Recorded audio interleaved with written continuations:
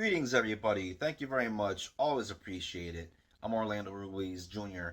Welcome to my second classic horror movie review of October 2025. It is my favorite time of the year, the month of October, the month of Halloween, where I get to talk about horror movies and spooky theme movies all throughout the month leading up to the big night.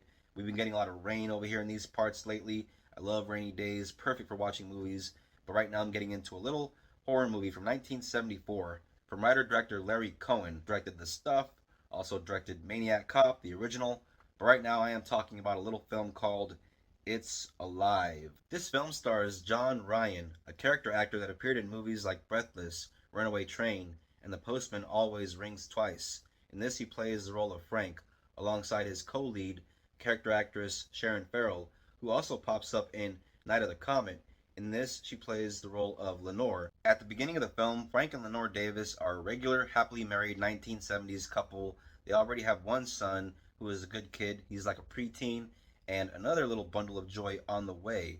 And when the movie starts, we see that they're at home, and Lenore begins to go into labor, and so they got to drop off their son. During the birth of their second child, there seems to be some complications right before the delivery. Lenore gets really nervous and worried, and just to calm her down, they let her see her husband for a minute, but then they have to send him back out because these were the days where the husband had to wait in the waiting room before they could actually see the child. While Frank is in the waiting room, little does he know that his wife is in the delivery room giving birth to a killer infant who kills the doctors, kills the nurses, chews through his own umbilical cord, gets away, escapes, and suddenly there's a killer baby on the loose. Despite being a newborn infant, this little mutant baby with vampire teeth and huge sharp claws is still a vicious killer and racks up quite the body count pretty early on. And so they decide pretty quickly that they got to put this thing down.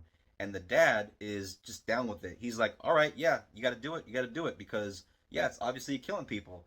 And the mom, not so much. The wife and mother, Lenore, doesn't exactly see eye to eye with her husband, Frank, on the subject.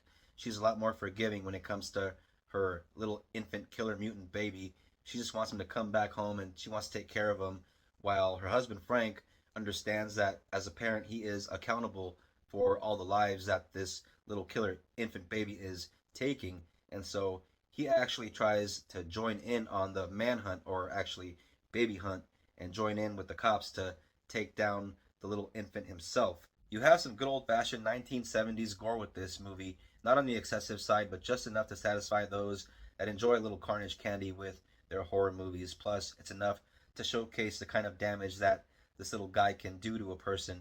And when it comes to the killer infant mutant baby, they use the less is more approach, which really works for this kind of film. The design and look of the killer infant is actually pretty creepy when you see it, especially when they do these very quick flashes of it in these brief close-ups. Again, less is more. And every now and then you get these POVs of this little guy running around or scurrying around. In watching this movie, I think one can observe that the filmmakers must have been working with a relatively low budget on this. But when you take a look at how they shot the movie in terms of the baby going around and how it scurries around and how they shoot the kill scenes and all that, the creativity levels on this movie were very high. Not only that, they have a pretty decent script and some very strong performances from the actors involved. Both of our lead actors, John Ryan and Sharon Farrell, give knockout performances in this film. I think they are excellent.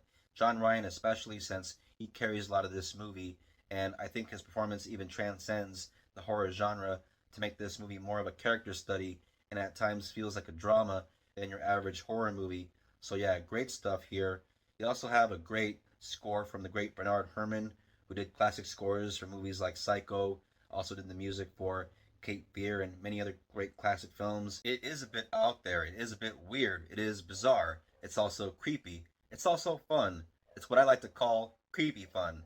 If that's the kind of fun you like to have, and if you enjoy movies with killer mutant babies running around trying to kill doctors and nurses and milkmen, then I do recommend that you check out 1974's It's Alive. It is a horror 70s classic. If you're into horror movies, if you're into killer baby movies, or just good old-fashioned 1970s cinema, then look no further because It's Alive is the film for you. I gave it 3 stars. I came across this baby a time or two on Tubi or other streaming services like Amazon Prime at one point. But you guys know me, I'm a hard copy kind of guy. And so I have my copy right here of this, well, Believe it or not, it's a trilogy. This trio of films actually makes for a pretty fun triple feature in the month of October, especially on a cold and rainy day. The colder and rainier, the better. But yeah, check out It's Alive from 1974, and then check out the sequels, and I'll get into those in the future. Thank you all very much for watching this classic horror movie review. I very much appreciate it. Those of you that are new to my little channel, if you're into the classics, if you're into this kind of thing, and if you like what you see, subscribe, hit the bell for notifications on more reviews from me coming out very soon. If you're a returning viewer, thank you very much for all your support and your views. I always appreciate it. Please don't forget to comment, share, like. It always helps. And I'll see you on the next classic horror movie review. Until next time, everybody take care of each other. Peace out. God bless.